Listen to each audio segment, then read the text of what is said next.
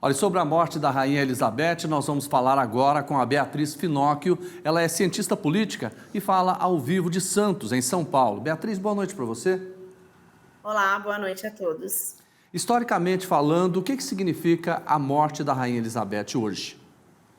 A morte da Rainha Elizabeth hoje, ela significa simplesmente a marca de um legado que ela deixou. A Rainha Elizabeth, além de ser uma importante figura feminina, é a maior monarca da atualidade, né? Foi aí teve uma representação da coroa muito exemplar. Ela sempre priorizou a coroa, inclusive em detrimento da vida pessoal, sempre mostrou que a monarquia estava acima, inclusive o fardo da coroa, apesar de ser um fardo, ela sempre mostrou que estava acima e o representou com, assim, ela é um exemplo de estadista, de qualquer, ela é unânime, né, o exemplo dela.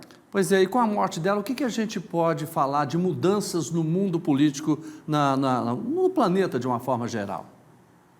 Perfeito. A Rainha Elizabeth, ela, por ter sido muito estável, né, e extremamente exemplar, ela tem essa tendência de dizer que a monarquia constitucional, ela conseguiu preservar, ela passou por diversas situações, foram 7 décadas, né, de reinado, então ela passou por diversas situações políticas, ideológicas, revoluções, guerras, e mesmo assim ela manteve. O que a gente espera hoje, agora, do George III, é que ele consiga manter. Claro que ele não tem a popularidade da Rainha Elizabeth, ele não tem o carisma da Rainha Elizabeth, porém, a gente espera que ele também consiga manter essa imagem da monarquia constitucional sólida e consolidada, que é hoje a da Grã-Bretanha e do Reino Unido. Pois é, mas isso pode interferir de alguma forma, por exemplo, na Grã-Bretanha, do ponto de vista econômico, do ponto de vista político? O que pode afetar? Então, do ponto de vista econômico, a gente vive hoje um momento extremamente crucial, econômico e delicado, né? Onde tem uma das maiores inflações hoje lá. Além disso, com a primeira-ministra que acabou de assumir, com o pacote econômico, a gente sabe que tem uma necessidade urgente de ser aprovado, apesar de polêmicas, as situações como redução de impostos, entretanto, congelamento de preços de gasolina e de gás natural por conta da crise.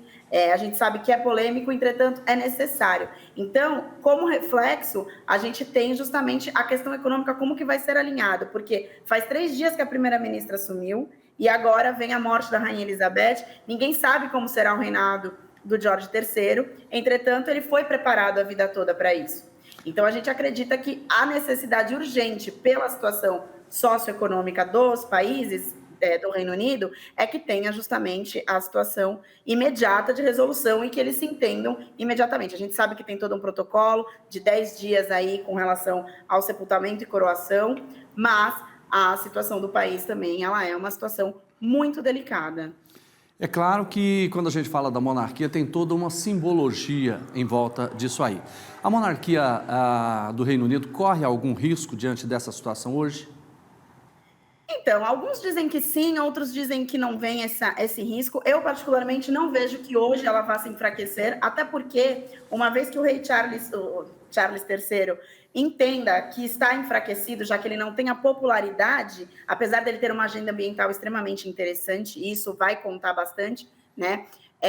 Eu acredito que ele tenha outras opções antes, né? E a gente tem que lembrar que lá é diferente, não há tanto esse incentivo republicano de que precisa se tornar uma república. Claro, é uma imagem que da Rainha Elizabeth é uma figura que até é maior do que a própria monarquia, né? De tão soberana que ela foi. Porém, a gente sabe também que lá não existe tanto esse movimento. Existem pessoas que criticam a monarquia justamente porque eles bancam através do pagamento de tributos, mas eu vejo que tem outras alternativas, como, por exemplo, o príncipe William assumir um trono numa eventual crise.